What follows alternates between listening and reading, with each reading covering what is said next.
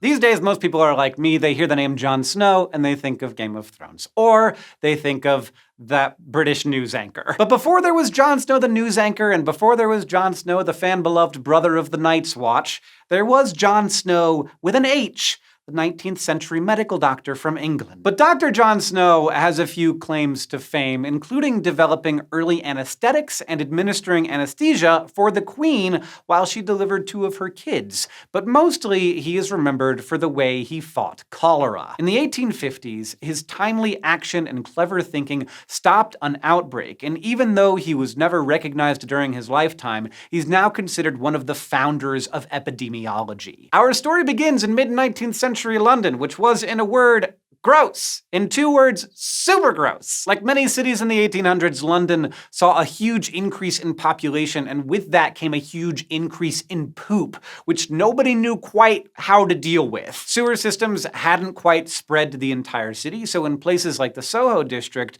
people sloshed their waste into the streets, dumped it into overflowing cesspools, or trucked it over to the Thames River, the river that notably also served as the city's primary water supply. During this period, maybe unsurprisingly, London and the rest of Europe were also being plagued with persistent outbreaks of cholera, a highly infectious, sometimes deadly diarrheal illness. And there was considerable disagreement over why. We didn't know that bacteria and viruses were at the root of most infectious diseases, so the prevailing idea was miasma theory, which said that they were passed around by bad air. This is where Jon Snow came in. He had encountered cholera before in mining populations and had come to believe the disease was not spread by air, but by ingesting stuff contaminated with human waste. After all, the miners brought their meals to work, didn't have a bathroom down there, and probably didn't wash their hands before eating. Gross. When Snow observed the situation in London, he therefore concluded that cholera was being spread by tiny fecal particles in the water,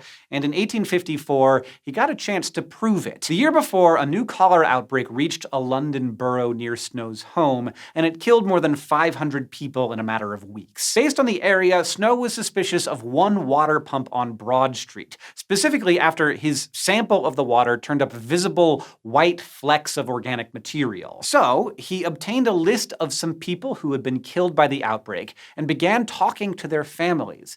And ultimately, he found the common factor was where those victims had gotten their water, that pump on Broad Street. Snow then took his evidence to the local officials who agreed to take the handle off the pump to prevent people from using it. But even then, nobody really believed Snow about why, including Britain's General Board of Health. It's possible that his sample size wasn't enough to convince them, or maybe it was the fact that he couldn't prove what in the water was causing the illness. In any case, Snow was confident enough in his findings that when other cholera outbreaks appeared, he continued trying to find the contaminated water behind them. And ultimately, that led him to a more citywide discovery. At some point, Snow realized all the districts in London affected by the outbreaks had their water piped in from one of 2 suppliers, one that got their water from upstream of London and one that got it from downstream. He suspected the downstream water, as you might also suspect, had a bunch of sewage in it, so cholera should have been more common in the neighborhoods that drank it. To prove this, he began rifling through hundreds of parliamentary death records,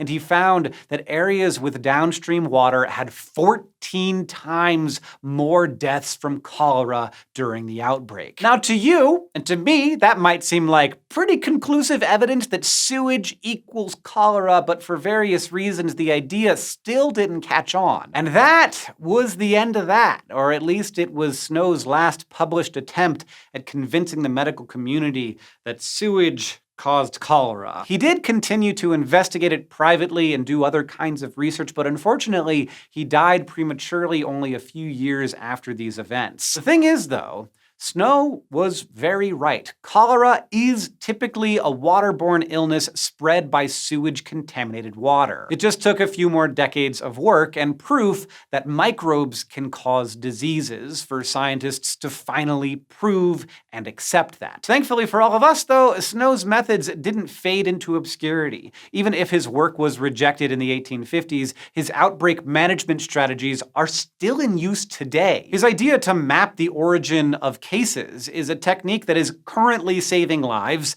and it was so unique that it was a foundation of modern epidemiology. Looking back, Dr. Jon Snow may not have had a sword, he may not have had an army at his command, but he did wield mass health information and help shape a major field of science. So even though Snow wasn't celebrated during his lifetime, there's a lot to celebrate about him today, because in the end, there's no doubting that his contributions have helped save millions of lives.